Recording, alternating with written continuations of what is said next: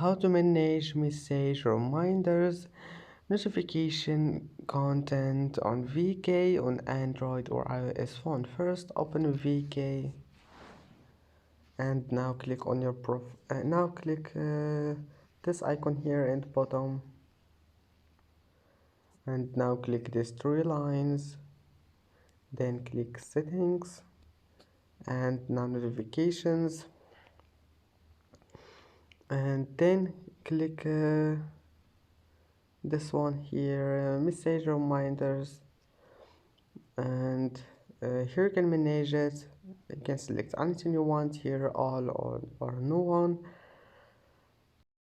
And that's it for today's video. If you like this video, please don't forget to like and don't forget to subscribe, and thank you for watching this video until the end, and see you in the next video.